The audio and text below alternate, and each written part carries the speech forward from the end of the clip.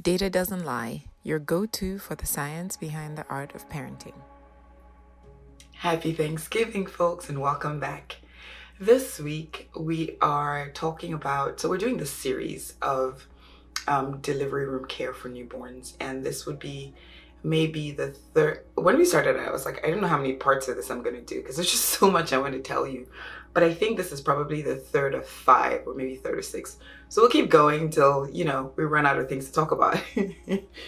This week we're going to talk about breathing. So the last 2 weeks, we talked about keeping the room warm as well as the Apgar score. So stick with me and let's dig in. So breathing. We've touched on the pattern of newborn breathing in different ways in different videos before, but this one particularly, I just wanted to touch on what we do in the delivery room, right?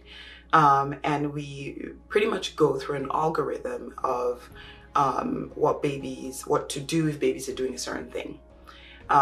So the last 2 weeks, the things were typically, we do that for all babies, but for babies who are having trouble breathing and whose heart rate is not established where it should be, then we go a few steps further down the algorithm. So in our assessment, we're looking, are you vigorous? Are you crying? Are you breathing? What's the baby's tone like? Is it good tone, or is it sort of weak and floppy like a rag doll? And if we're seeing those things, we start instituting certain steps.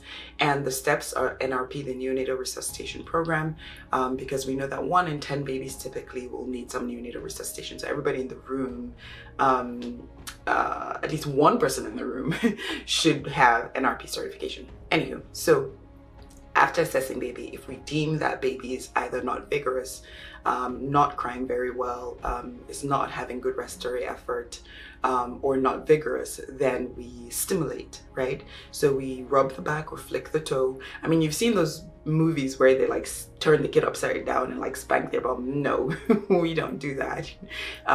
You're laid out on the bed under the warmer. So all of that is going on around you and we're stimulating.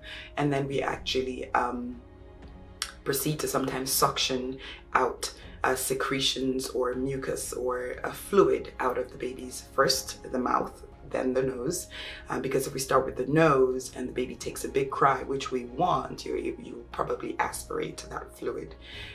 We use a bulb suction to start out with, get the mouth, then the nose. Sometimes we use a catheter, a thin rubber tube to suction, but we don't go down far because that can actually make things worse. And then as we're doing that, we continuously reassess. Are you crying? Are you vigorous? What's your heart rate? What's your tone? If we're not seeing any improvement, then we go one step further and give you extra breaths.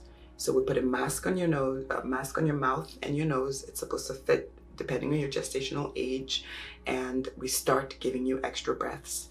And that sort of mask connected to the tube, to the bag through which we give you breaths, is connected with a tube to a blend of room air and oxygen.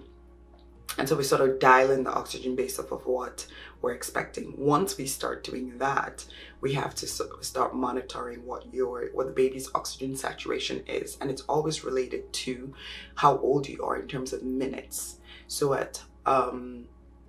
and why we do this is because we know that in utero, when the baby's in the mom's womb, there is a certain blood is being mixed.